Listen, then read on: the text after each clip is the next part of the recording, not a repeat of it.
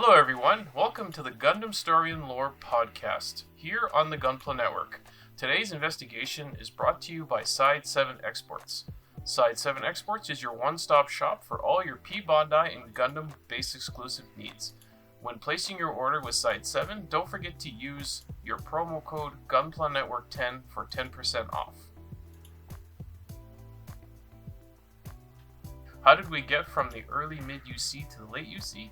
That's what we're talking about today, investigating the journey from just after Hathaway's flash into the events of F-91. Our team today is made up of two members of the Gunpla network, myself and Pat, while I'll let Zappa introduce himself. Hello, I'm Zappa. I own and operate Axis Communications and Entertainment. I do a lot of giant robot video games as well as various model kit reviews. You can find me on both Twitch and YouTube at Axis Communications and Entertainment. That is using the ampersand as opposed to the word and. There we go. Welcome to the party. Thank you. It's great to be here. I am very blessed and lucky to be here. And we've also got Pat here, our Gunpla nerd. Yep, I made sure to do a deep dive on this one so we don't sound so confused. Hooray! Patrick will be our subject matter expert on this, as me and Zappa are not as nerdy as Pat. Yeah, whatever. We can say I'm a weeb all you want. We are equally nerdy, but in different ways. Yes, I'm a collector. I own many things. Oh, yes. Okay. So, where are we going to start? So, we got F-91, right? But F-91 actually is like in the middle of a whole mess of stuff that's happening all at once. I'm talking the movie, of course. It doesn't even start with F-91. We have to go all the way back, like, about 12 years into UC-111 for where all of this actually starts to take shape. We actually get to go back even further than that, but we'll touch on that later. What year did Hathaway's flash take place? Okay, so Hathaway's I can't even speak English. Hathaway's flash took place and finished UC-105, UC-106. Okay. So this basically, Hathaway's flash was the last time huge, massive chonker machines were really used in combat.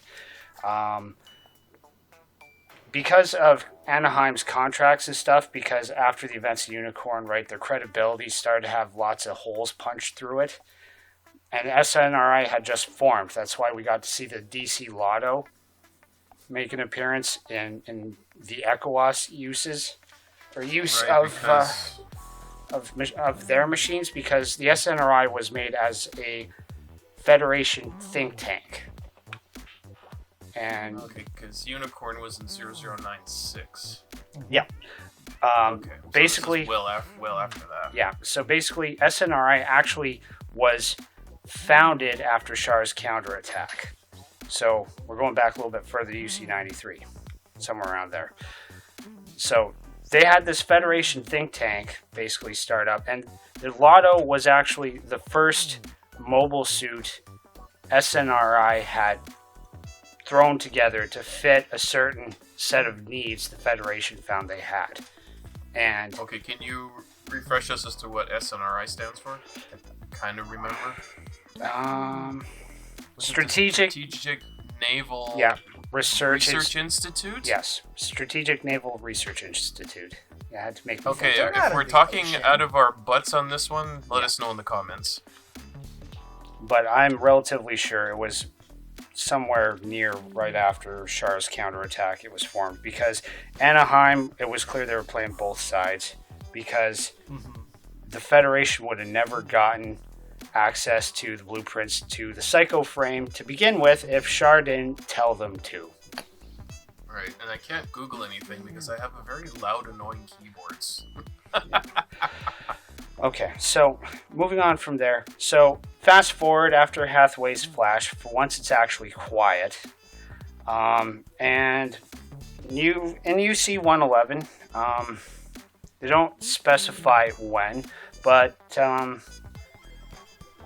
SNRI ends up rolling out a prototype for competition because they've been proposing, miniaturized mobile suits all along. And Right, because their Jagans are getting blown out of the sky. No, that hasn't even happened yet. The Jagans hasn't happened yet. Yeah, the Jagans are still a well-performing machine, but SNRI feels because of the way technology has progressed, right, and beam weapons are becoming the standard tool of warfare, heavy armor isn't cutting it anymore because heavy armor can't really stop beams. So their pitch is focus on maneuverability and presenting a smaller target. So they end up submitting this proposal to the Federation High Command. The Federation High Command says, okay, cool. Show us what you got. And Anaheim goes, well, we need to be able to compete for this too. So they end up both producing a mobile suit in UC 111. If I recall, I have to look it up now. I don't remember off the top of my head. But SNRI produced the Formula 89. And you have, you have Anaheim who presented, I believe it was called... The Silhouette Gundam? No, or is no. That later? That's a little bit later. They presented the MSA 120, I want to say it is. I got to double check that to be sure. Pretty sure it's the MSA 120 is what they dubbed their prototype, which became a competitor to actually the F-90. Oh, I stand corrected. I got to review my notes. I'm totally missing stuff. Where was I? So SNRI to get to where they were going, which brings us into the original F-90 manga and the fastest formula F-90, which is basically the radical reboot of that story. 2 Formula 89 Gundams were made. Both of them were purely test beds. These are completely experimental machines. And this is an interesting factor. The rifle that the F-89s actually use is quite literally the basis for what becomes a standard rifle, the James gun, which would be later produced, derived from all of this testing data that we would see in Victory. The MSA 120 that Anaheim makes, does it have a name or is it just... That was their code name. I'm trying to recall what that looked like. I can find it quick and send you a link. It didn't look like much, to be honest. I shouldn't say that. It looked like a Xeonic monowide thing. Yeah, it was really... looks very, very pointy Xeon era. Oh, wow. That doesn't look like... You know what? I mean... What the heck? It was weird. I think this looks like a prototype designed for something from Gundam Age, if you ask me. Yeah, it's an odd duck. It's very Xeonic. It's kind of like part Bjarland, part... Yeah, it was a really odd duck, and the Formula 90 just basically destroyed it in every category that they were testing. It's ugly. Yeah. It is ugly. So that's basically what happened there. The F-90s were built later that year in UC 111. Its code name was the Atmos, ATMOS. Oh, that's what it was, the Atmos. Yeah, thank you. So ugly. I can't get over how ugly that is. Oh yeah, and I forget who uses it, but I think the Zanscares end up encountering one or two of these and basically repurpose them and make them look even cooler and creepier. MEHQ doesn't have a pilot listed for it. So. Neither does the Gundam Wiki. Yeah. And so that all of that stuff with the Formula 89 would end up being rolled into what would be the actual prototype units that would be dubbed Formula 90. which were going to be extremely modular Gundams.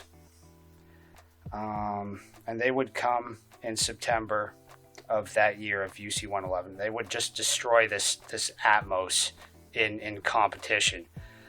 Did one of the F-89s get stolen? Actually, so what ended up happening with those is they ended up serving as escorts for the Formula 90 test team for a while. And then, let's see, I've got notes here. One of the pilots for the F-89 was Gideon Brondan, if anybody actually cares. I didn't find much data on him.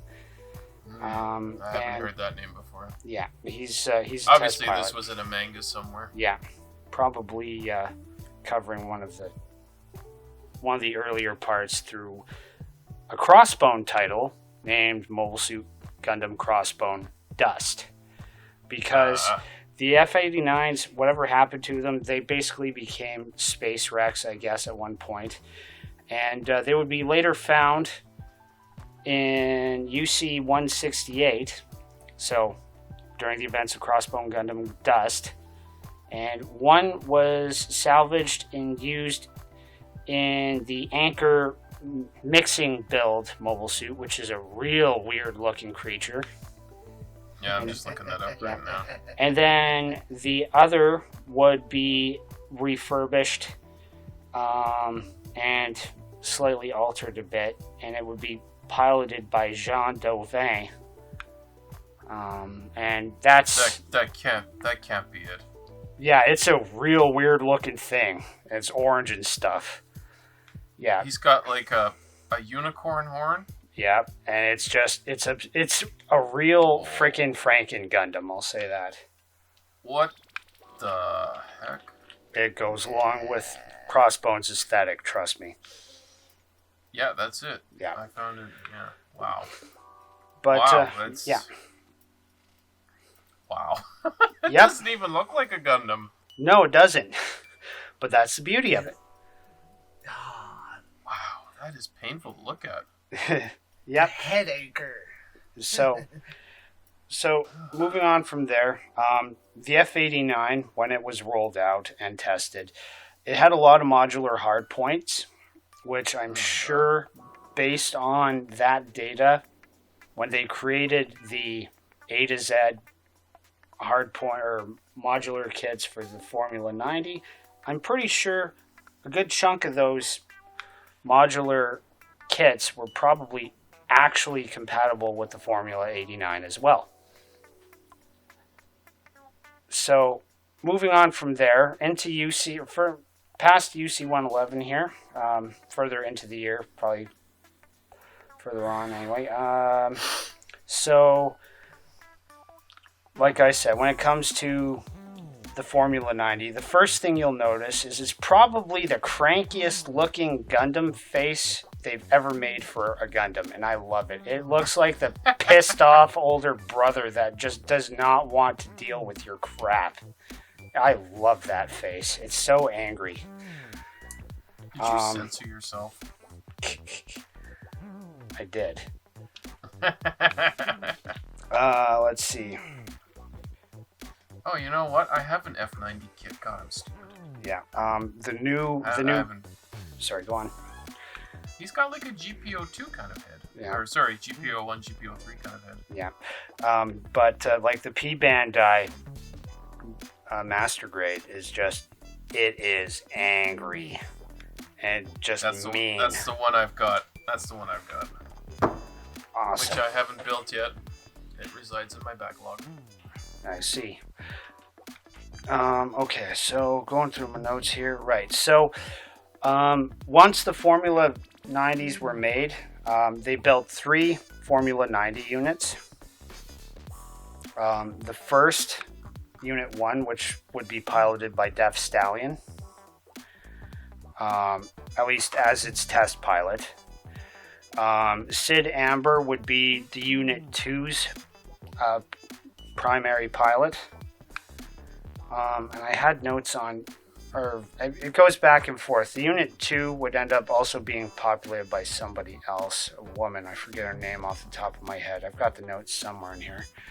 And then Unit 3, it's part of the testing, but it ends up being part of Silhouette Gundam. And stuff going there when it gets converted into the Cluster Gundam. And we're not going to really touch on that. It's just, it's out there along with the Silhouette and under the Gundam F-91 Silhouette Gundam or whatever. I think it's... Does Silhouette Gundam happen before the movie or after the movie? Based on what I've read and seen, I'm 90% certain it happens after. That makes sense, yeah. Because Sabine is already the captain of the Black Vanguard by that point when he strikes Anaheim. So, yeah. So there's that. The big thing with the Formula 90, which made it a freaking monster in the agility stat, more or less, is it's noted to have had 51 attitude control thrusters. So between vernier and apogee motors, for those of you who don't know what those are, vernier or verniers, depending on how English you want to be, those are basically little thruster nozzles to correct your attitude through thrust, and they're really handy in space because they basically force your machine to turn one way or another.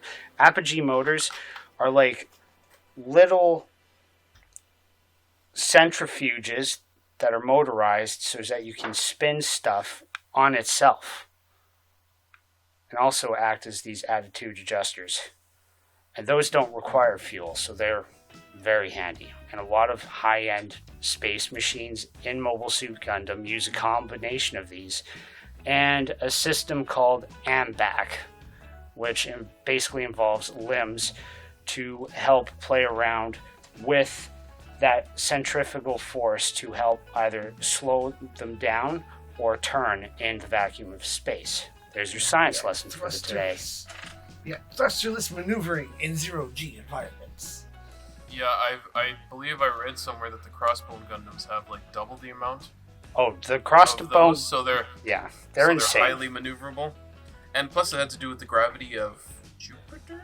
Well, see, that's just it. They're still in this orbit around Jupiter. It's just more so that if they have to escape its pull, they're able to do that better. Yeah. So I guess. Yeah. It's complicated. We won't get cool. Yeah, we won't get much into Crossbone for those of you who are listening, but because F-91 has who it has for a main cast, we do touch on it a little bit, like we already have with Dust. Yeah. That's not part of the scope of this podcast. So. Okay. All right. So moving on, we're gonna jump around the timeline a little bit here.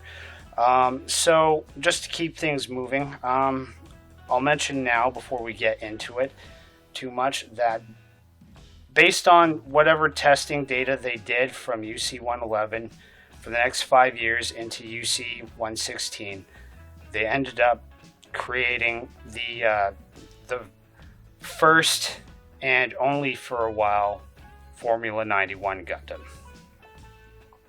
Pardon me. The original prototype. Yeah.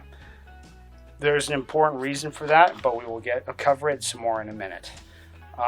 So by UC-120, when things actually start to heat up, Formula 90 Units 1 and 2 are outfitted with pseudo-personality computers loaded with combat data and AIs from Amuro Ray and Char Aznavour's personalities, respectively. So, that being said, yes. So, F-90 Unit 1 had Amuro's mind loaded into it, in a sense, if you were. His AI, anyway.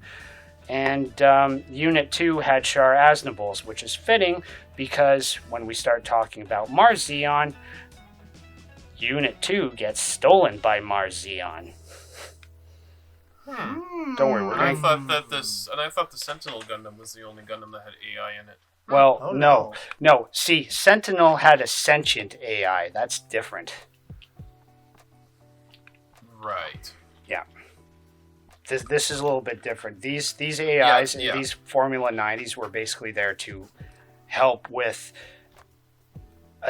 maneuvering and just general control, basically. They weren't as advanced as the biocomputer, which is another piece of tech we'll talk about in a minute. But they were performance enhancers for these machines, no, without a doubt. They were trying to give new type performance to people who weren't new types. Yeah, that was the big thing. SNRI was pushing with the Formula project and its Gundams, was trying to break that glass ceiling or glass wall somehow. Well, they're trying to get an edge.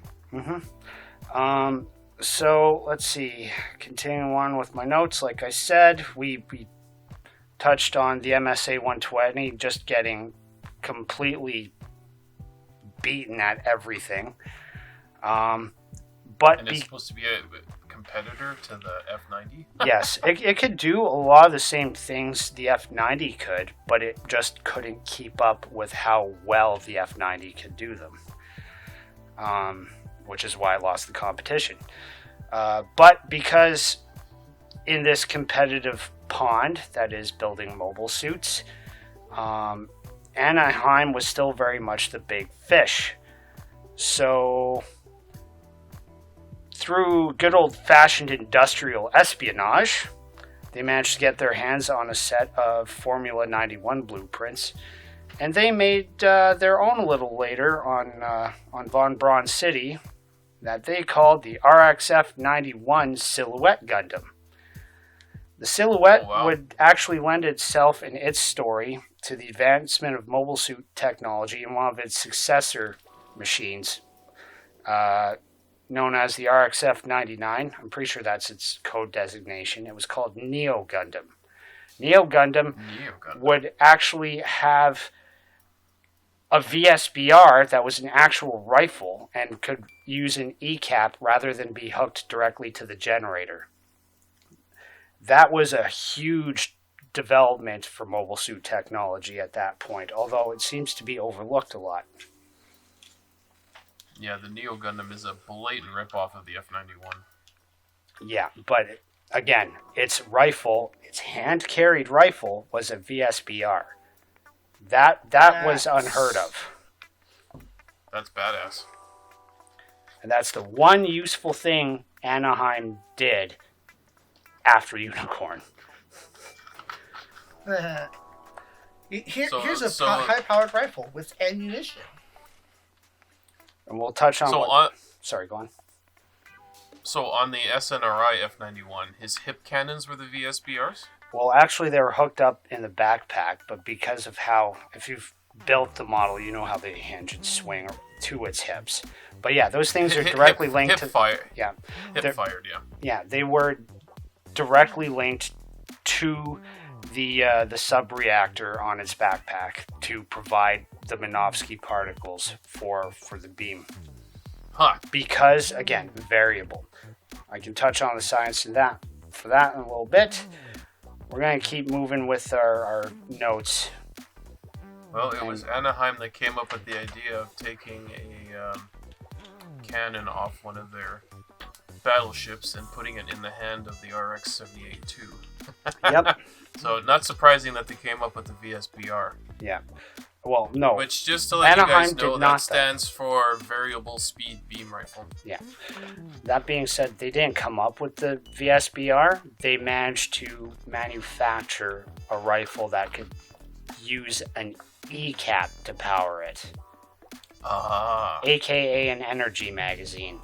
That was the revolutionary product here. Now here's a question. Shoot. Or debate. What's better, the VSBR or the Magnum that the Unicorn had?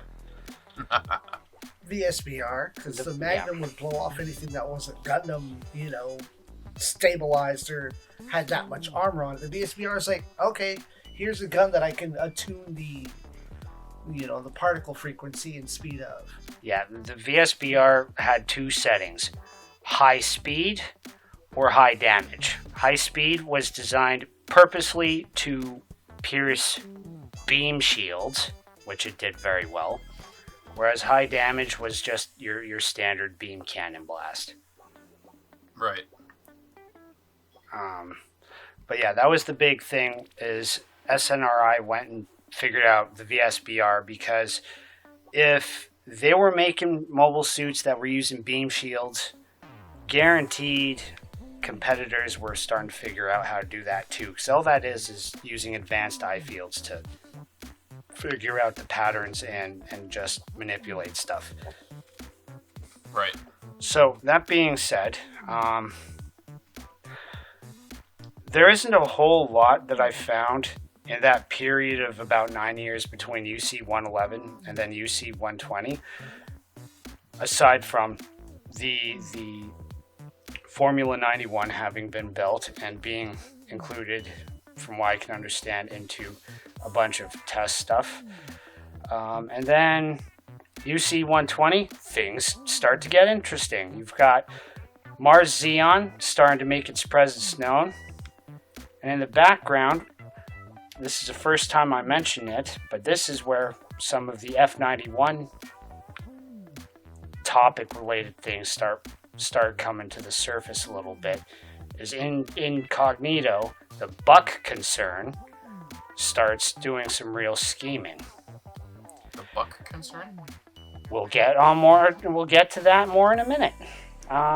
From what we do know, is that through the advancement of all things science and Gundam, right? SNRI finished most of F-90's mission packs by UC 116. That's why the Formula 90s actually had a VSBR pack available. And they managed to miniaturize literally everything, right? We're talking Minovsky craft / flight drives, so they could fit in the Formula 91. And a bunch of other new technological advances like that beam shield and the VSBR to get past other beam shields. Right. Let's see. Narrative-wise. Okay, so that being said, jumping back into UC 120. Again, this is diving into the Formula 90 manga that I've been able to kind of look through, sort of. Things heat up. Yeah, I've not been able to read any of those, so. Neither have I. I'm honestly, I've just been going off of what I can piece together from the wikis. So things are starting to happen in UC 120. So what triggers all of this is in UC 120 is there's an incident that may be very well known to those of you who are also Star Trek fans. Stop me if you've heard this one before.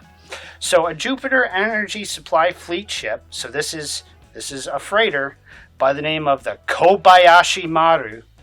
Kobayashi?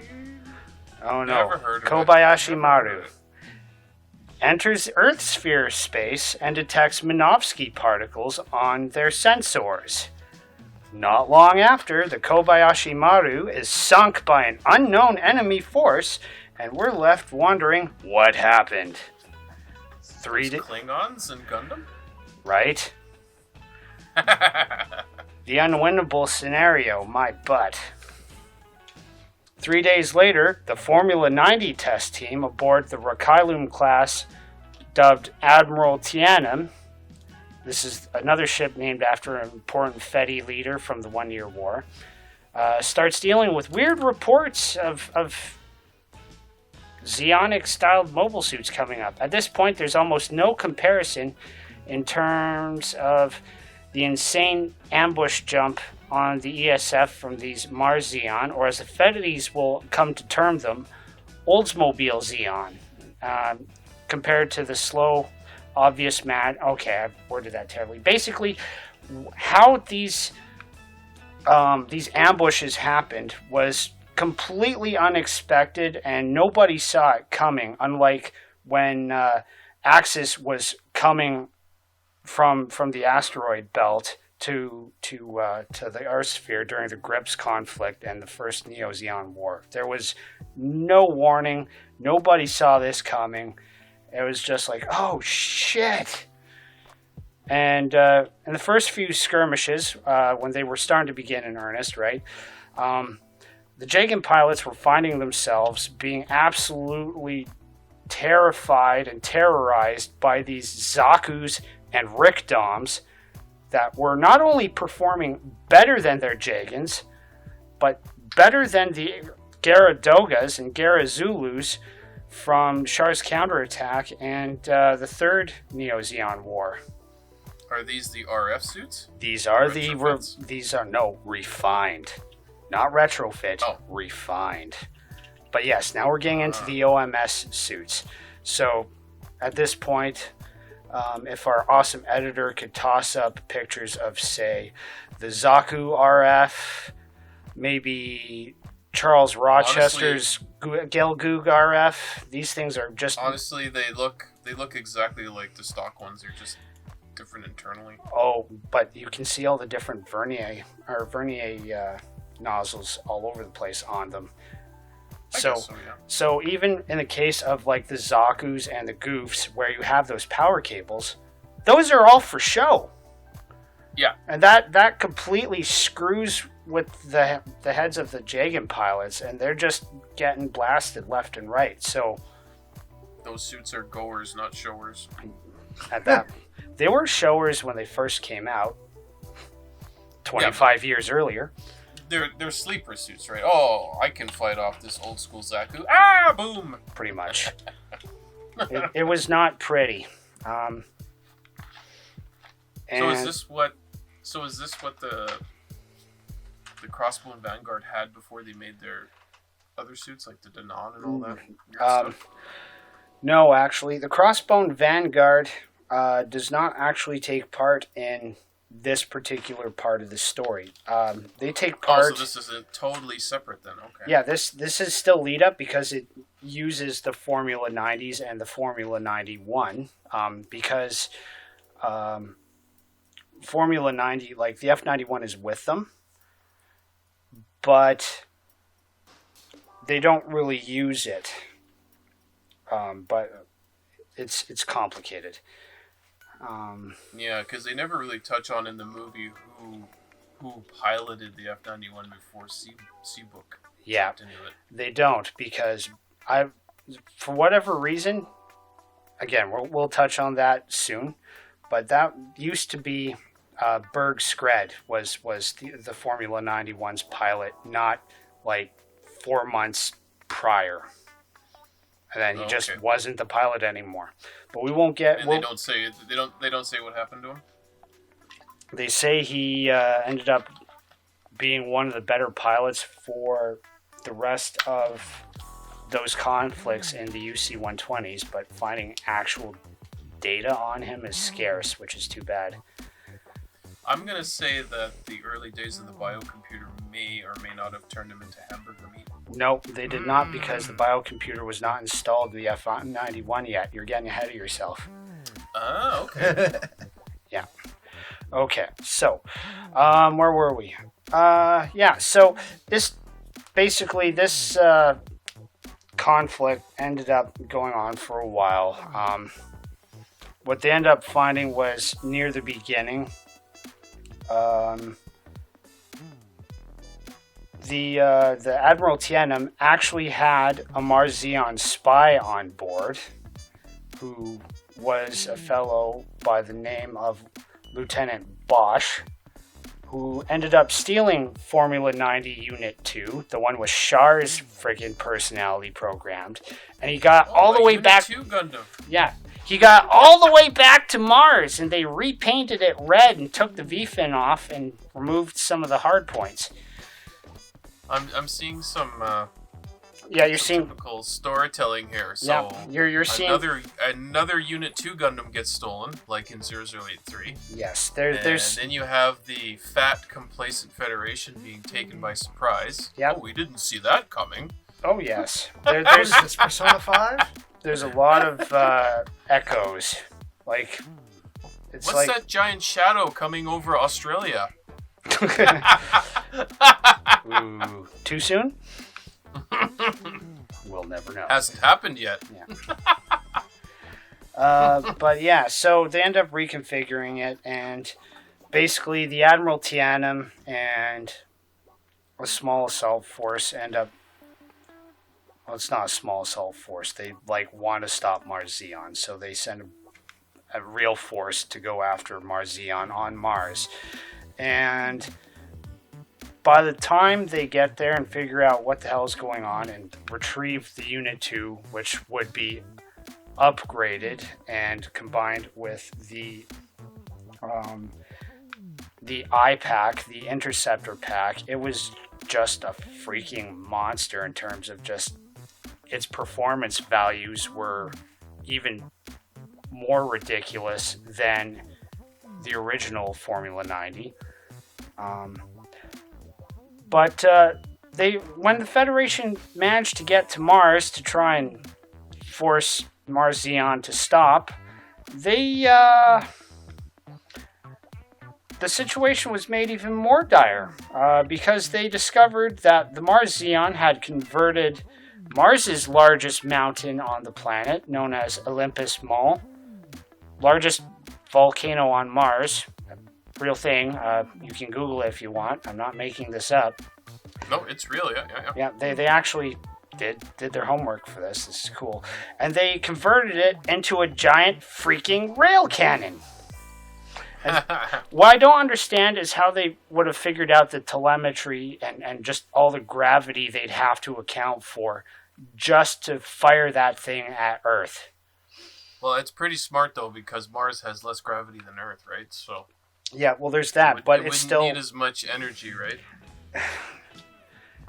You're still talking an astronomical amount of force to make that thing leave orbit and then somehow find its way through the curves and eddies and everything else that it would have to go through, crossing different orbital planes to find its way and make a mark on Earth. You're talking about a society that's built hundreds of space colonies. This is also true. They have the math. Oh, I'm sure they have the math, and we're not going to quote Star Trek Disco and say, power of math! No. Ugh. I'm saying if they can build all these colonies floating out there, they can find a way to shoot something at Earth. And I mean, it's not like they're going to do it from Jupiter, because Jupiter's gravity is retarded. You wouldn't even be able to get it out of the atmosphere. What you would call an atmosphere. It wouldn't be in the atmosphere, it'd be in orbit. And even then, you still have to traverse the asteroid belt, so that ain't happening. Well, Jupiter's gravity well is just massive. Again, if you're in a safe orbit, it's not a concern. True. Okay, so one thing I'm going to point out also at this time is that we may end up touching on it later when we do Advance of Zeta, Flag of the Titans and their side stories. But one of the other cool things that happened is over this whole course of about 40 years is when, from what I can tell, when some of Haman's people actually left from the first Neo-Zeon War, they had managed to steal a lot of the Titans test team blueprints from the TR project. And using those, aside from building their own wound wart and Inley, and I imagine they even probably tried to screw around building a Nella they were able to use those new engineering concepts and bring Dozil Zabi's final dream to life in the form of the Big Zamaru, which was a limited production, higher tech Big Zom. Wow. And then eventually what would be questioned if it was canon or not in the Grand Zam, which is the final evolution of that with Mars Xeon technology for UC-120. What? The Grand Slam? I'm hungry. Ha ha ha. Yes. That's why I'm here. I can't find any pictures of it. The Grand Zam? I yeah, got a picture for you. I've got it up on the big Samaru. Yeah. I've got a picture of that too. It was also featured in SD Gundam G Generation 10. Oh, Yes. It's that thing. Yeah, it's massive and it's got lots of big guns and it's fast and it's powerful. And this was the final boss in the Formula 90 game. Or Formula 91 UC Report 122. One of the two. Either way. But yes. It looks like a predecessor to the Nightingale.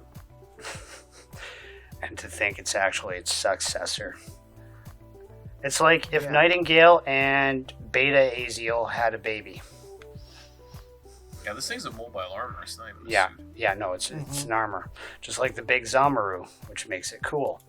And oversized, and probably overpowered, and extremely slow. But basically, after they went to Mars, and they managed to stop Olympus Mall from firing, and they reportedly just wiped out the Mars Xeon military and basically, kind of like the end of World War II, made it so that they could never raise a hand to Earth again, sort of deal. They up and left. Bye. So was this covered in one of the mangas? This is covered in the Formula 90 manga, and this is being looked at in the new Fastest Formula manga, from what I understand. Although, from what I've seen, the new Fastest Formula is also actually touching more on the actual testing of the F-90s and the F-89s, and working their way up to this nasty war with these really cool Xeon machines that have not had their chance to shine in the spotlight yet. And I hope Bandai actually gives them that chance, because I don't know about you, but that Gelgoog RF is really cool. I'm sure there'll be Bandais. Probably, eventually. If they ever get around. So, the remnants from the Mars Xeon, did some of them become the Vanguard? Yes, we're going to touch on that, because in these next couple years between what happens next, my narrative points actually touch on this. So, to recap, we've had all this stuff I've talked about so far with the Formula 90s, and I've touched on Mars Xeon, and I haven't really spoken much to the Formula 91 yet. Okay, so in your estimation, when did they blow up Olympus Mons? Oh, that would have been weapon? That would have probably been something like, if I'm just throwing a random date out there, probably something like October UC 120. Okay, so F-91 starts off in UC 123. Right? Yes, we're getting there.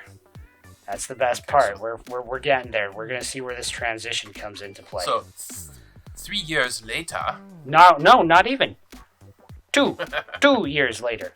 2 years later. So, during this time between UC 120 and what ends up being UC 122, it's not exactly clear to me. But if anybody who's read the mangas wants to speak up in the comments, feel free to fill me in. Please tell us we're wrong.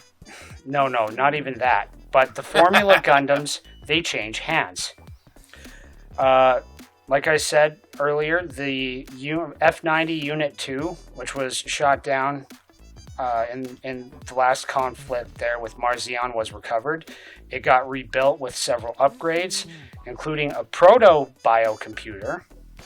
And F-90 Unit 2, like I said, it outperformed its sibling models even without mission packs. It was that obscenely high performance. The pilot at this time would be Nana Tachibana. during the events of Gundam Climax UC, during UC 121. I don't have much on that. I know there is some kind of conflict that goes on there.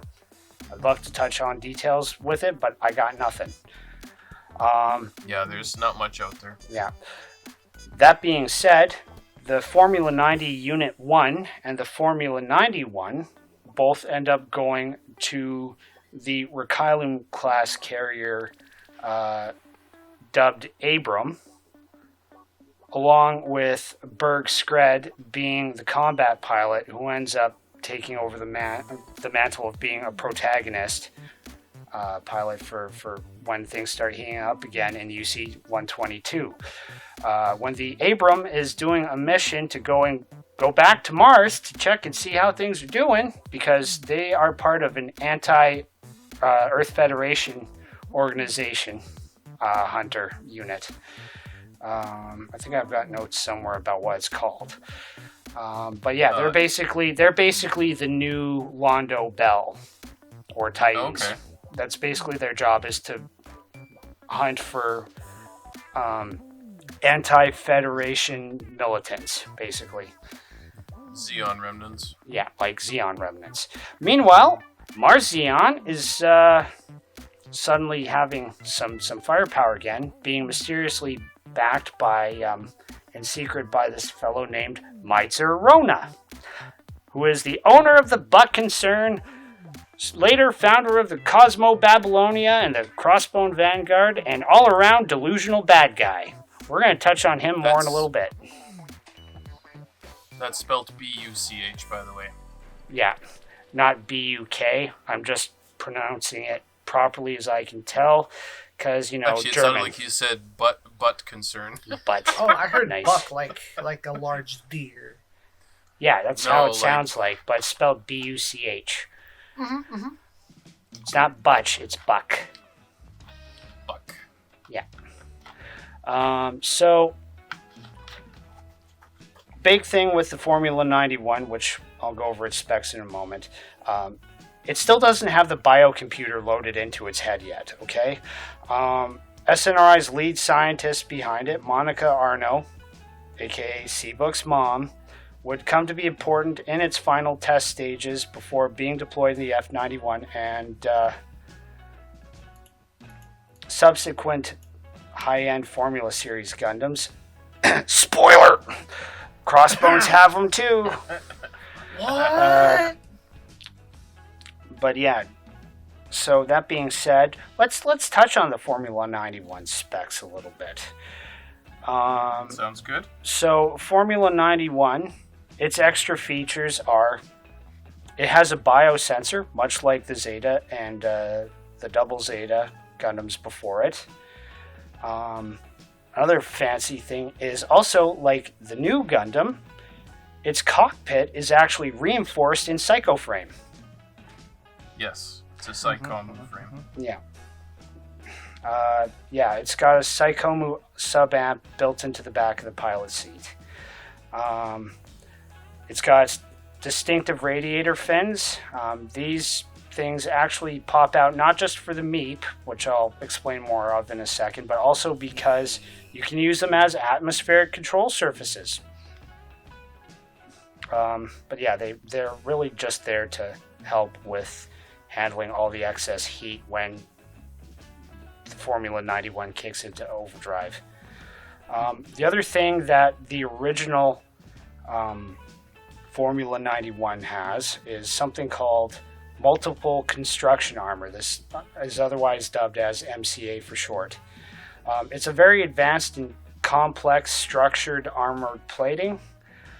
It's got circulatory systems as well as electrical systems set up through the works. The Unicorns and the Sinanju models used a slightly more primitive earlier generation of this kind of technology in their psychoframe construction and their armor. But this MCA armor is a further development from that. It uses special...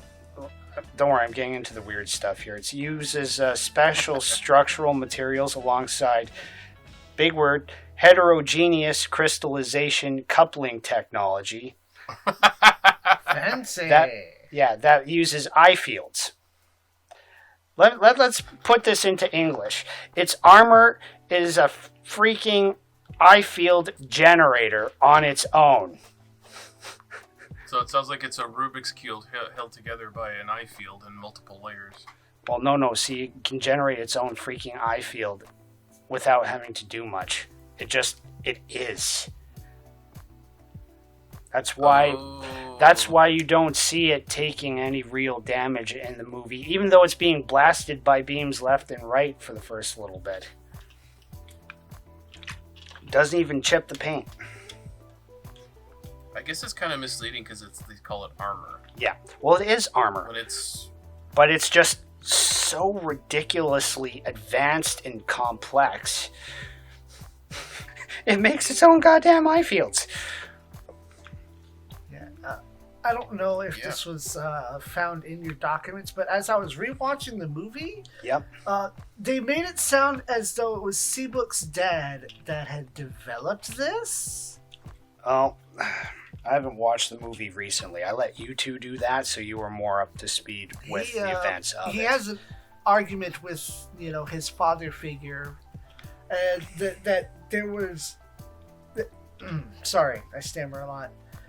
His dad had left development and his used his big fancy science job after he developed it because they were going to use his special alloy metal, which is the MCA likely. Yeah.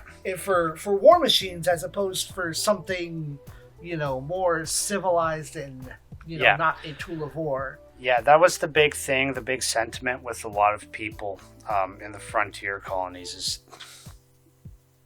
And even the one scientist who had helped develop stuff for Crossbone, I forget the name of the old fart. Tobiah likes talking to him a lot. Either way, basically, that generation of scientists was all of the firm belief that their technologies they were developing should basically go towards mobile suits being construction tools rather than weapons of war. And that's fine. It's good to have pacifist views like that. As the Gundam universe likes to show us, that's not a very realistic view on life.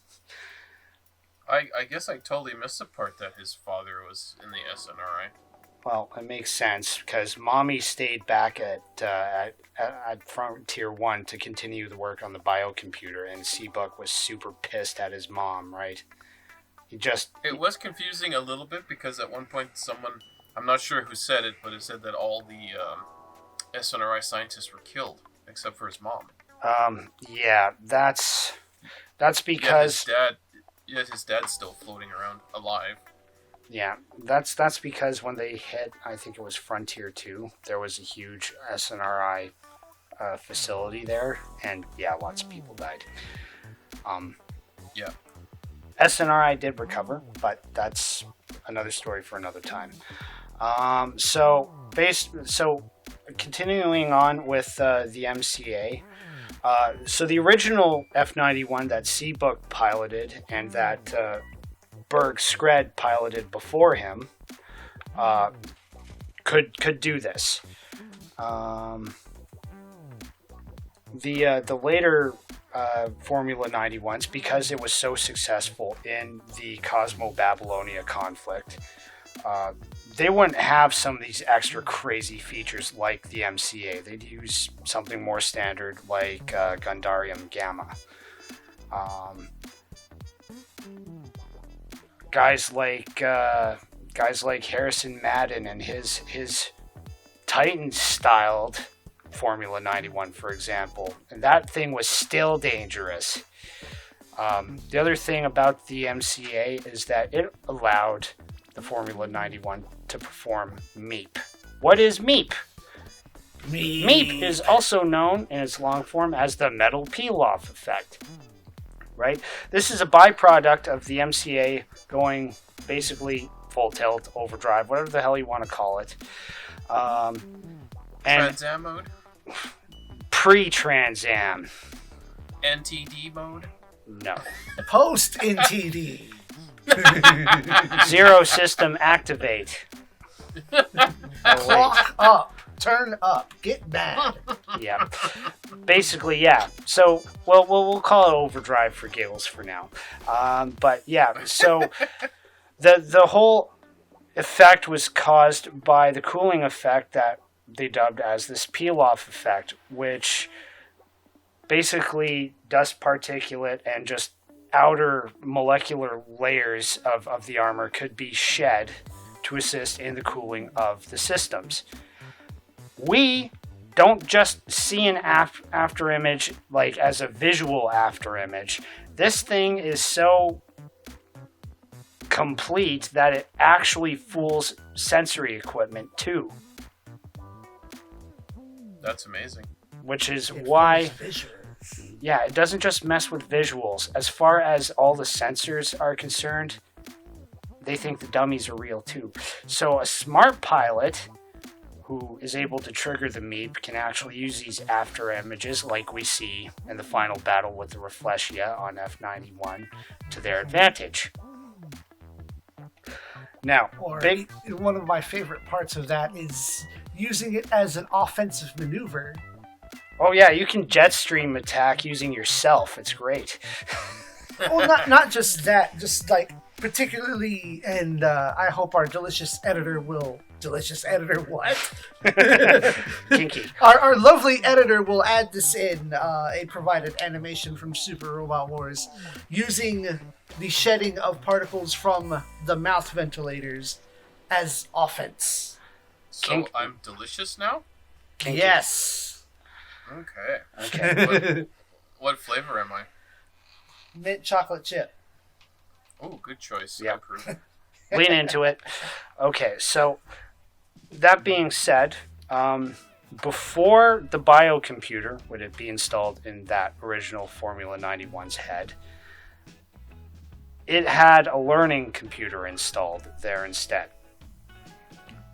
Just like Grandpa RX-78, but the nice thing here is during that time before the biocomputer went in, it had a real combat pilot in the cockpit.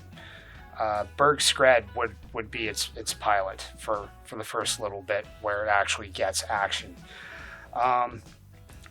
Seabook would later become the guy to jump into the F-91's cockpit, but we'll touch on those events in a little bit. Coming back to Berg's point, so during these events with Marzion, its military leader, Charles Rochester, would be very much in secretive contact, with Meitzer Rona for this period of time, between these 2 years between UC 120 122. What I don't understand is how after they got their butts so thoroughly handed to them, that Rochester was somehow able to find more people willing to dedicate themselves to the cause of battling the Federation and bending them to their will.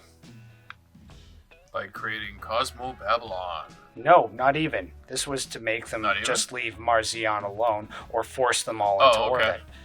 The standard frickin' Space Empire rhetoric. So... The cool thing I want to mention here again is Rochester's personal unit was the very, very limited production Gelgoog Refined. Again, very, very cool piece of machinery. I wish we would end up getting a kit of the Gelgoog RF. It is just mean.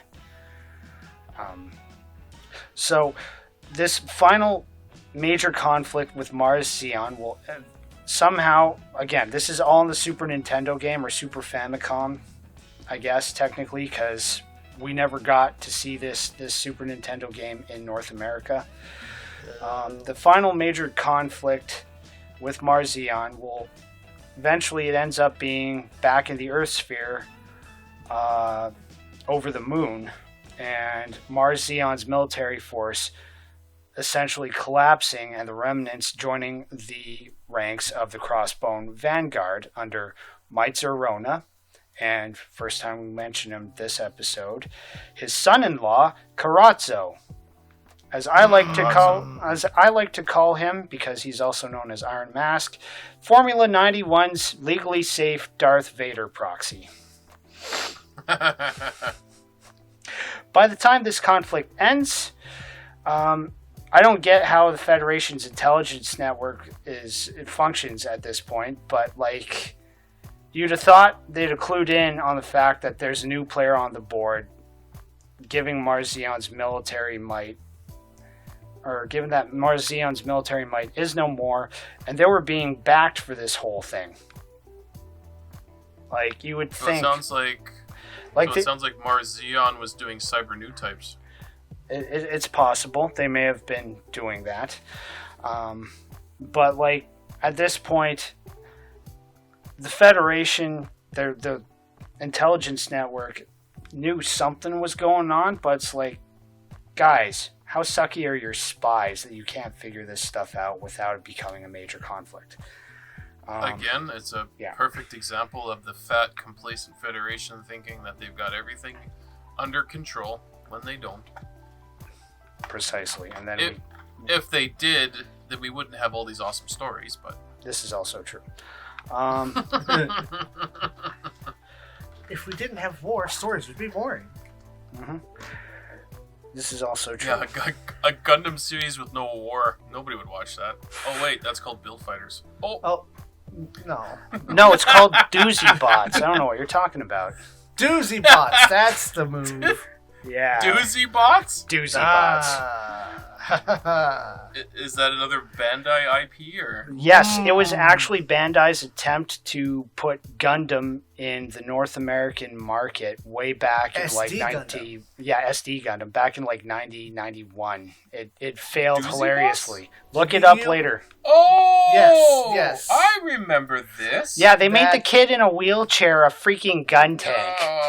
Yeah, okay. I remember seeing this on TV when I was a kid, very briefly before it disappeared forever. Yeah, it failed hilariously. But it's still funny to watch. Crap. Okay, so moving on. Now, again, basically, we can only speculate. But the fighting in the Super Nintendo game, Formula 91 Mobile Report 122, ends in space not too far from the moon. From what I can tell, Berg was injured in the final battle and is probably taken to a medical facility, probably on the moon because it's probably closer. And the Formula 91 is then brought to Frontier 1 at this time. So, for those of you who aren't tracking the Earth Sphere space map, originally in the 1 Year War, this was Side 4. Actually, no. It was Side 4 during Lagrange 1. Yeah, at Lagrange 1. And after Stardust Memory, when they reorganized the sides, it was then dubbed as Side 5. And by UC... Frick, I got it somewhere. Wasn't Side 4 and 5 involved in Thunderbolt? Side 4 was, but again, by Zeta, it was, they had redone the star map, and they had relabeled Side 4 as Side 5 on L1. To that end, they renamed Side 5 as Frontier sometime within these last 10 years, UC moving on into what will then become UC 123. So we're on Frontier 1, where SNRI's Monica Arno can see to it that the machine is repaired and brought back up to spec from the battle damage. And the latest and greatest piece of technology, the biocomputer, can be installed. The biocomputer itself, from what I've observed, and seen from the various anime like it. It's a brainwave sensing machine for all intents and purposes. If I were to categorize it on top of that, it is what I've seen in other shows. That is basically a high-powered analytical engine. Other anime, including other Gundam series, Wing Zero, like Gundam Wing, where they used the Zero system, had a lot less safeties. Old Noah Zero is another anime where you see this used to an obscene extent by lead character Inaho Kaizuka, who's already got a very strong tactical mind. I think IBO has something similar to it. That's the Berserk mode? The Vanya system, is that what it was called? The Alea Vinanya, Alea Vinanya. I may be butchering that. Everyone's going to butcher it. Yeah, I don't even know how to spell it. It's totally Russian in naming, which is cool. Or also, not to the same extent, but in a very different flavor. I'm not a 00 fanboy, so I didn't mention it right off the bat. But yes, Trans Am is very much like this too. It's not just a performance booster for the machine. The pilot is also getting this information at an increased rate, and they're reacting to it at an increased rate too. If you want to... Yeah, Go ahead. Just to give people a little bit more research material to do on their time. Other stuff like the VMAX and Leisner, as well as I think it's A1 or AL in Full Metal Panic, are probably very similar systems to this. Oh, okay. Yeah, that makes sense. They are their own computers, but they also assist in piloting and assisting the pilot themselves. Fascinating. Except the latter two that I just mentioned have almost a personality. They at least have a voice that they can feed back with the pilot. Well, yeah, especially with the Arbalest and the Levitain in Full Metal Panic. That AI was smart, but anyway, that's neither here nor there. Okay, so in terms of time, there's only about 4 to 6 months that passes between when the Formula 91 actually reaches Frontier 1 and when Formula 91, the movie, actually starts. Now, I'm going to give you some background here on this Maitza Rona guy whose name keeps popping up. This is the old fart as far as F-91 is concerned. But you know what? He's only actually 4 years older than Char if Char and Amuro had survived stopping Axis. Believe it or not. He was born in UC 54. His father was originally named Scharnhorst Buck. That's why I'm pronouncing it Buck, because that sounds like a very either South African or German name to me. Sounds very Dutch. Or Dutch, that too. Had started what would become the family company, the Buck Concern, which was, at its corporate beginnings, a space salvage company known as Buck Junk. Over the years, this company would eventually become the conglomerate that we will end up delving into it being, with several subsidiaries. A big thing here about why the name is Rona, as far as Meitzer is concerned, and not Buck, is because Scharnhorst, having this delusional mindset of wanting to be royalty, or at least nobility, basically bought his way, literally, into the aristocratic Rona family from continental Europe. Oh, okay. So Meitzer and his older brother Engeist would be basically raised to believe they were nobility, even though by this time the name change / adoption had happened. They would have been teenagers because Meitzer, like I said, he was born in UC 54, so he'd have been 14 when this happened. So false nobility. Yeah, they're fake nobility, but typical egomaniac. Typical, yep. So, fun fact: Banniger Lynx, protagonist from Gundam Unicorn, he actually worked part-time for Buck Junk while he was going through Anaheim's little grad school program there. Yeah. So, in short, Meitzer had been playing the long game in his quest to rule space, so much so that his zeal for this actually drove his oldest daughter, Nadia, away, and by this time fully intended to have his granddaughter, Bera, who, as we know her at this point, Cicely Fairchild, be the symbol of his new space empire, Cosmo Babylonia. And then, on 06 March, UC 123, the Fire Nation attacks, Crossbow Vanguard begins its initial assault invasion of Frontier 4 and expands to the other Frontier colonies in the following days. Meitzer would then declare Frontier 4 as his capital for Cosmo Babylonia, and he renames Frontier 4 as Cosmo Babylon. And this is where we get into Formula 91, the movie. So they basically blew up the colony very badly and then decided to take it over and make it their base of operations. Yeah, they basically went in, they did a big whole ambush invasion, shock and awe, which, as you can see, worked really well.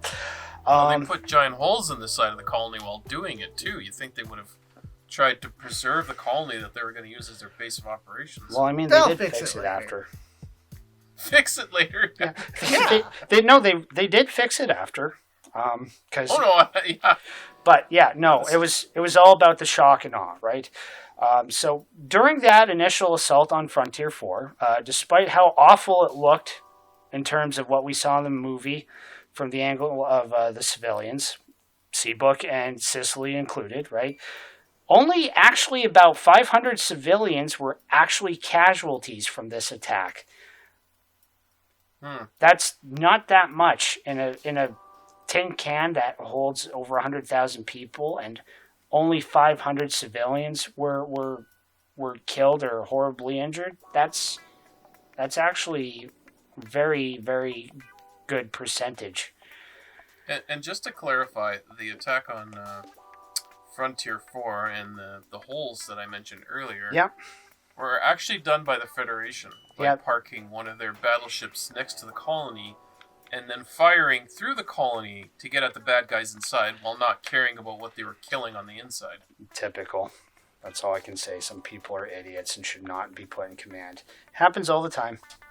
Mm-hmm. Well, at that point of the movie, I'm thinking the Federation are pretty much the bad guys right now. Yeah, no. They're starting to be, yeah. They didn't care what they had to go through to get to what they wanted to hit. Mm-hmm. Oh, there might be a school on the other side of this colony. Who cares? Fire away. Pretty much.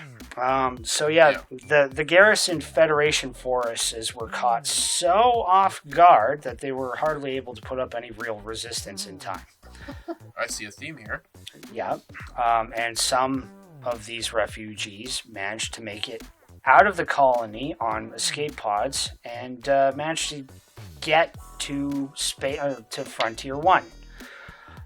And then we pan to the Space Ark, which is a Fedi training ship, which ends up becoming Formula 91's temporary home. Was it called the Space Ark before the attack, or just a nickname it got? I have no idea. I think it was that's what's actually named, is the Space Ark. Okay.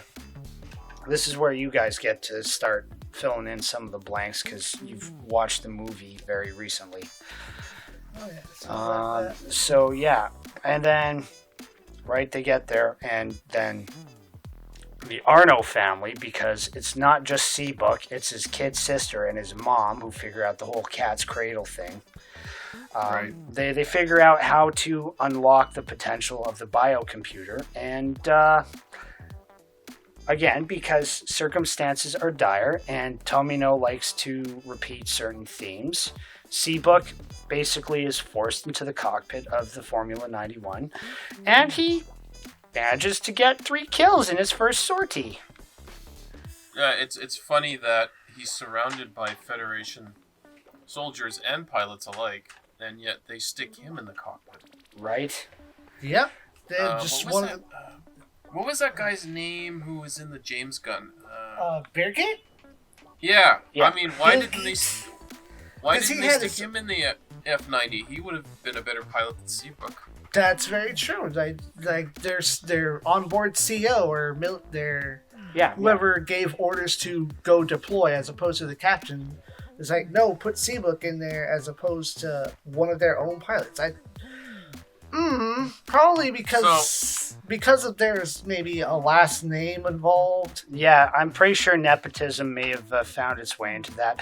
But I have also the distinct impression, because it's Seabook's character and how they wrote him, he likes to take action and screw consequences until after the fact.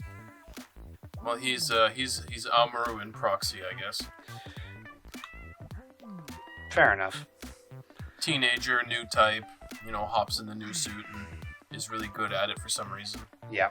At least with this, there's the whole, like we were talking about before we started recording. Many military experts and Kris are of the impression that it was the biocomputer's input and not Seabook's latent raw talent that was the biggest factor in that opening skirmish. Yes, I believe it was the F-91 that got those kills and not Seabook. He was just a piece of meat that had to move the controls around. Now, see, here's the thing. I would also submit that whatever was still saved on the F-91's onboard computers from its time with the learning computer loaded into its head, that it may have still had some of Berg's combat data loaded in there. What is the possibility that there's a mixture of Amaru and Char in that computer as well? Highly unlikely. Oh, okay. None of that data made it from the F-90s? No, that was not part of that. That was a completely separate experiment. Oh, okay. Yeah. But yeah, you're right. What was his name again? Berg Skred. Yeah, his patterns might have been in there too. Yeah, and he was, if you end up Googling him, like I said, there isn't a lot on his character, but everything seems to generally agree that he was considered a full-blown ace and one of the Federation's best pilots in the conflicts of the UC-120s. So Berg was no slouch. Then why did he die? But did he die? Yeah, where is he? As far as we know, he would have been recovering on the moon. At least that's my headcanon. I may be wrong. But they don't touch on him, which is weird. If you listeners know, absolutely, I want to know in the comments. Please tell me. Or they took a page out of Evangelion and he got absorbed into the F-91. He doesn't come up in any of the Super Robot Wars games, unlike Harrison, so it continues to be a mystery on my end. Yeah. Never heard of him. Yeah, well, like I said, he's appeared in F-90 Fastest Formula. They actually have him listed as part of the cast. He is the protagonist for that Super Nintendo F-91 game, Mobile Report UC-0122. I'll have to play that. It's purely in Japanese, so unless you can find something that can translate everything... I'm hoping someone has made an English patch for it. That'd be cool. I could give it a run. I've been playing a bunch of Japanese games. Good for you. I cannot make it past all of that hiragana and katakana. I can't read Japanese at all. Me neither. I just run on context. I can't read it either. Some games you can get away with it. Yeah, especially if they have random English stuff inserted just to be different. Or you can pause the game and hold your phone up to the TV and hope it translates it into something you can actually read. Thank you, Google Translate. Alrighty, back on the rails. Another important name for this particular time period, and especially for you Crossbone fans, this one will be very familiar, is a certain Sabine Charreur would be quickly recognized as the ace pilot of the Crossbone Vanguard. Or Zabine, as was the English dub. Yes, even though it's clearly a freaking French name through French and name, through. yeah. Sabine. Yep. Charreux. And he would eventually lead their elite team, the Black Vanguard, in one of the Buck Concern's most advanced high-end machines of the time, known as the XM-05, the Berga Gyros. Carazzo and Meitzer would come to appoint Sabine as the recently recovered, in quotation marks, Barrona's mobile suit piloting instructor. Because you guys are going to have to fill in the gaps here, because I forget exactly how it happens, but if I recall, Theo Fairchild ends up kidnapping Cicely and presenting her to her grandfather, if I recall. That's correct. Okay. He thinks he's helping out. It's like, I'll get a position of power because I was her surrogate father for the hot minute. Yeah. Authority for me. If I recall, doesn't Carazzo, shoot him in the head? Don't recall. I know they kill him, and they kill him in just such a... It's not even grandiose. It's so just unceremonious. It's like taking out the garbage. He's in the hallway, and he's trying to talk to Cecily. I guess he's trying to worm his way in. Yeah. And he just falls over dead. Somebody kills him. So I don't know if someone stabs him in the back or... Yeah, they remove Theo anyway.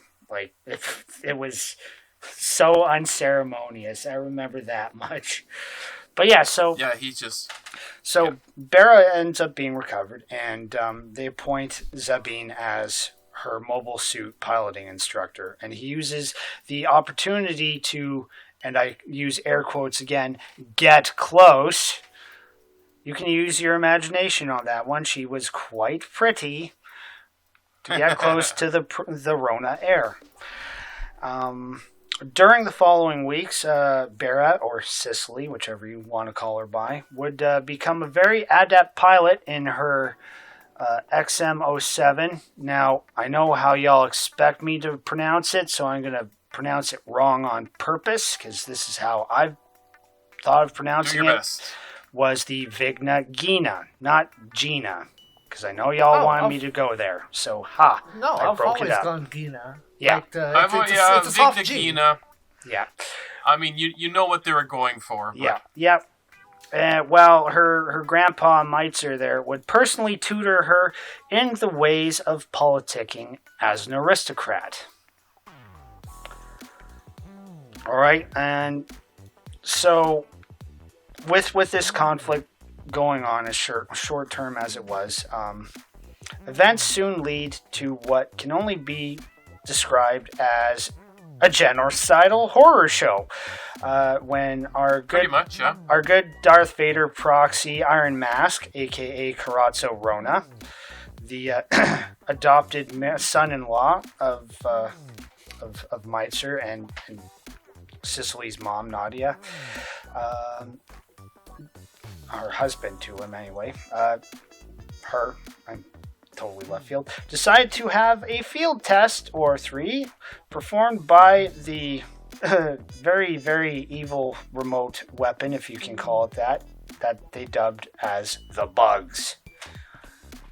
What are these things? Yeah. We're gonna. I'm gonna go with the description I wrote down because I feel like it's probably accurate. What are bugs? These are flying buzzsaws with guns that carried smaller flying buzzsaws with guns that tracked low-end heat sources, aka humans, And their entire purpose was to give those heat sources either a lethal dose of lead injection or, cut them up into pieces. Yeah, from what I recently watched, it was either the smaller bits would self-destruct, they did that too. Many people. They had some variant of beam weaponry to shoot individuals, or if they were just on the move, flying saucer of doom. Yep. It's just the fact that they're flying autonomous wrecking machines. Yeah, it's just the fact that they're flying buzzsaws with guns that give birth to buzzsaws with guns. Yeah, and the fact that they called them bugs wasn't really well thought out. Yeah, no. So, yeah, these things would be remote controlled by their mothership, the Zarmath Gar, and the mobile armor Reflexia. Right. As you pointed out in our conversations earlier, Karatzo Rona, aka the Iron Mask, is totally a cyber new type. There's a reason I call him a Darth Vader proxy, and not just because of his obscene mask, his or just the fact he's intimidating. And he looks like he's 10 feet tall. Yeah, like he's got a very imposing, scary presence about him. He's huge compared to everybody else. And then, to further stack upon the proxy of Darth Vader, I'm going to get out of my cockpit now and rip open another cockpit, please, with my bare hands. In space. In space. No spacesuit needed. None of that. None of that. Well, his getup was obviously a normal suit since he, you've never seen his face. Except in that, one minuscule flashback when Cecily was a kid. Yeah, no. He was a young boy. Like I said, it's highly probable Karatzo was more bot than person at that point. We'll never know, I guess. Nope. He went boom. Maybe his mind was in the Reflexia, and it was just like an avatar walking around. That's possible too. But yeah, so at this point, right, that particular conflict, things were coming to a head, and it ended very bittersweetly. Seabook and Cecily, or Bera, whatever you want to call her, would end up teaming up and defeat Iron Mask in the Reflexia, mainly because Seabook went Super Saiyan and just used the Meep to his advantage and ended up tricking Iron Mask to make the Reflexia shoot itself. I just have a question. Shoot. You're calling it the Meep, but to me it looks like Mepe. Whatever you want to call it, man. It's the same thing between meme and meme. I've even reading it as MEPE. I've always said it as Meep. Yep, it's one of those hardwired, however you pronounce it, things. GIF or GIF? Don't say that, you heathen. But I think once, and maybe a line somewhere, it is actually spoken in Super Robot Wars. So he might say Meep. I'm sure they actually have him say it in any of the Gundam Dynasty Warriors games too, because those were fun. Gundamstorian, answering all the important questions. Pineapple on pizza? What? I physically can't eat it. There are other reasons why I physically cannot eat that. Not because it's pineapple on pizza, because there's too much citric acid in that combination therein that it causes me great pain. Enough said. Well, you have a medical reason, so I'll give you a pass. Thank you. Okay. Back on hand. By blowing up the Reflexia, I don't remember if it ends up crashing into the Zarmath Gar or just they end up blowing the Zarmath Gar by proxy anyway. Cecily's in her Vigna Gyna, and she throws a James gun carcass at the back of the ship, and then she detonates it. Nice. Yeah, and and then the reactor explosion takes out the Zarmouth guard. Nice. And that basically kills the signal to the bugs, which stops them from slaughtering more defenseless people.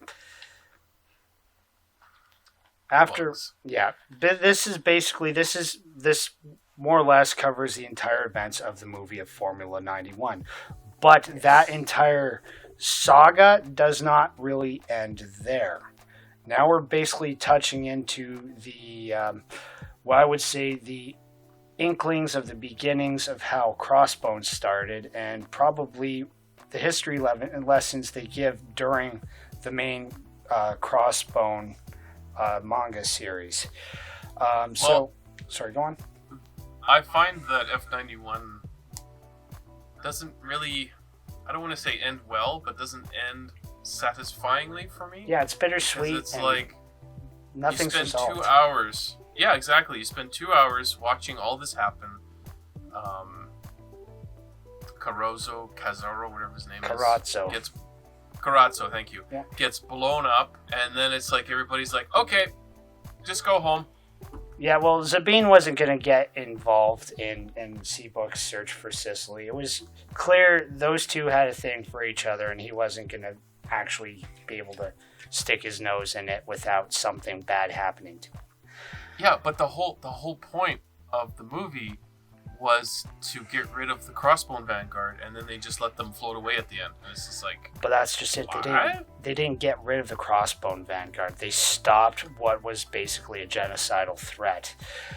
From what I could tell, for all intents and purposes, after that massive conflict, the Federation was like, yeah, we're going to give you some space for now. Things don't seem to be cataloged too much between UC 123 post Formula 91 movie events up until UC 125.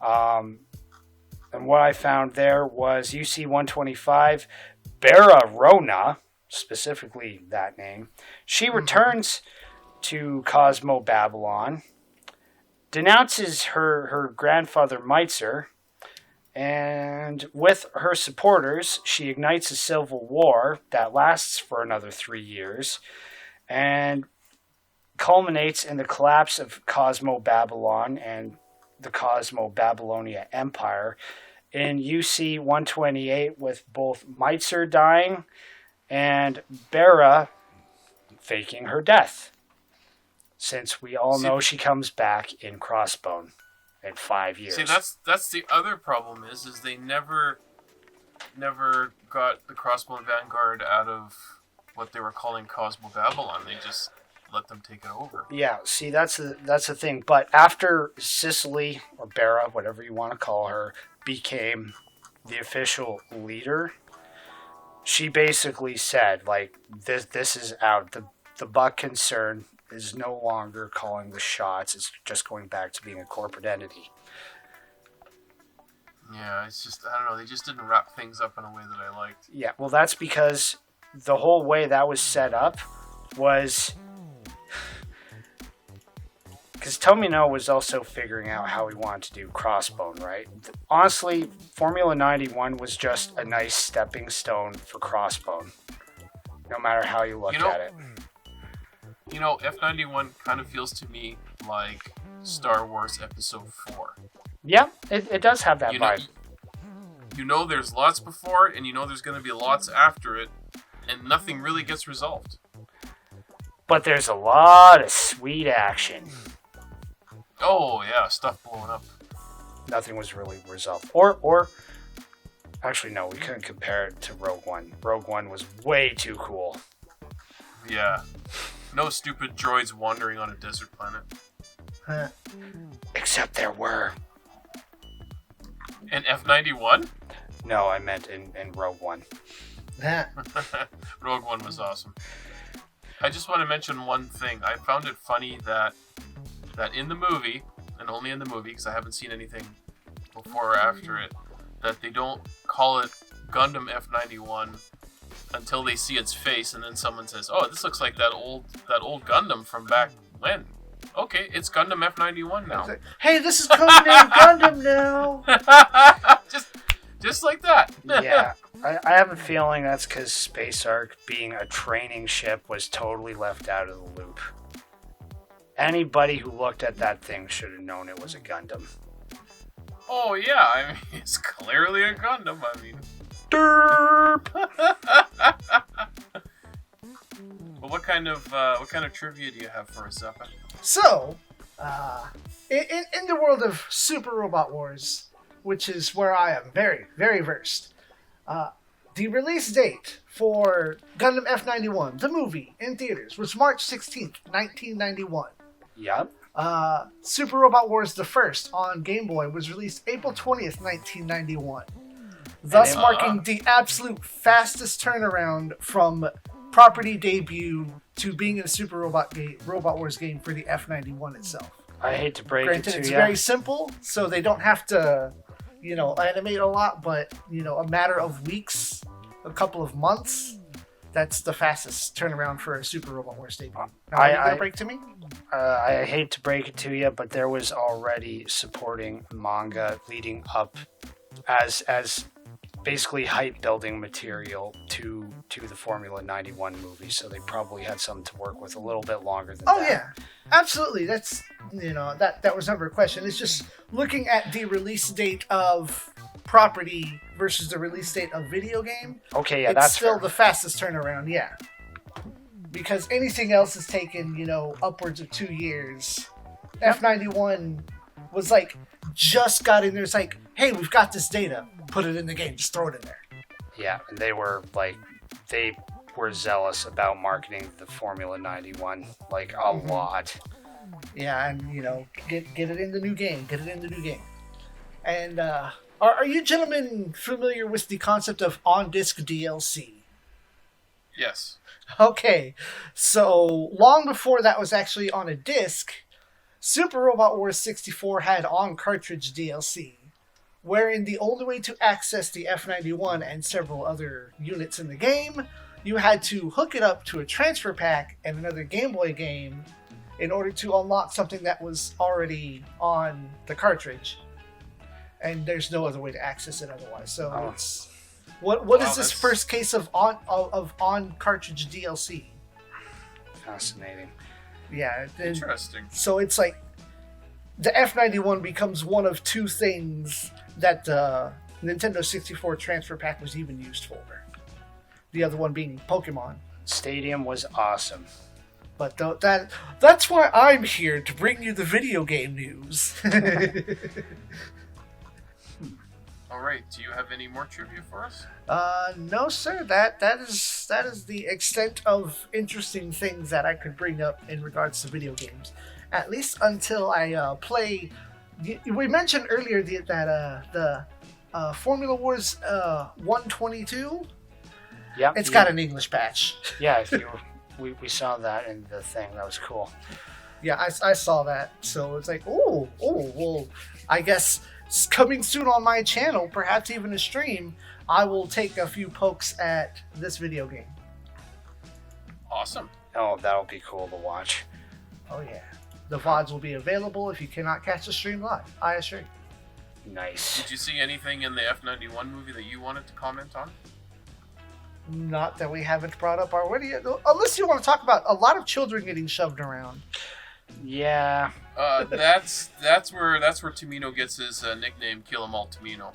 Well, because it wasn't just there that. If you watch his other anime series, his non-Gundam ones, I think it was. Is it Space Runaway Ideon? Yeah, Ideon is the end of the galaxy. Yeah, everyone dies in Ideon. Well, mostly kids under 10, like they get vaporized, in half. Even years before, he did a Zambot 3 where he picked up his Kill 'Em All Tomino, a trio of super robot pilots that are around the age of 10 to 14. It's 3 generations of family, and by the end of it, there's 5 of them left. The main character, his mom, and a couple of cousins. Everybody else is killed off or self-sacrifices. So, Tomino don't care who you are or how old you are. If it's time to die, it's time to go. Unless your name is Uso Ewan. Yeah, but then he gets to live with the aftermath of all that. Oh yeah, I'm sure Who's Uso Ewan? Uso Eving, pilot of the Victory Gundam, carries his mom's dismembered head in a helmet after it's hit by a battleship with wheels. Okay, I haven't seen Victory Gundam. Yeah, that would be why. Uso is rumored to be the son of Char and Nadia's secret love child. Nadia. Or not Nadia, sorry. What's her name? Nana. Nana? Nanai. Nanai, sorry. Nanai was Char's live-in girlfriend in CCA. Okay, it's been a long time since I've seen CCA, so... Yeah, but Nanai was his flame since he, couldn't have Lala anymore. He's a blonde kid, so... Right? But that is the secret rumor that I believe even Tomino himself has admitted that, yeah, Uso is Char's secret grandchild. I have tried to watch Double Zeta Gundam, and it's very hard to watch. It is hard to watch for the first about, I'd say 10, maybe 15 episodes, and then it starts to get okay. It gets good at some parts, but never gets awesome. It's not like Zeta. You're not selling me. Well, you're not selling me. I can't sell you on it. Trust me, it was not to diss the ZZ fans, but like it is hard to watch, at least the first little bits, until they really start pissing Judo off. Because Camille was all hardcore, but then Judo kicks it up to 11. Yeah, like once things happen and Judo has to get serious, then the show stops being goofy. Yeah, it actually, like I said, then it gets okay. Yes, the misadventures of Bright and the boys. Yeah, and then, oh hey look, Nahal Argama. Go back into orbit. Oh, and by the way, kids, we fixed up your mobile suits. Bye! Meanwhile, the thing's packing a frickin' gun more powerful than the colony laser. What? Why did this happen? Alright, do you think we've covered everything we should have? Because we're up to 1 hour 46 minutes, so... Yeah. And I think we're golden. Yeah, I think we're good. We're golden like a glowing F-91. Hopefully there's somebody still awake after all this. Hey, it's a podcast. That's why people are listening. They know it's long term. They know what's up. Well, I think it's time to wrap it up. Thank you for listening to the Gundam Lore F-91 podcast with Zappa and Pat. Cheers. Yay! This is where you say something, both of you. Once again, I'm Zappa. I run Axis Communications and Entertainment on YouTube and Twitch. Check me out for all of your various giant robot antics. Sometimes I do model kit reviews. Maybe one day I'll be good enough to be on this channel. Hey, we can have ambition. I never said you couldn't be, man. All right, thank you for listening to the podcast, and as always, keep building.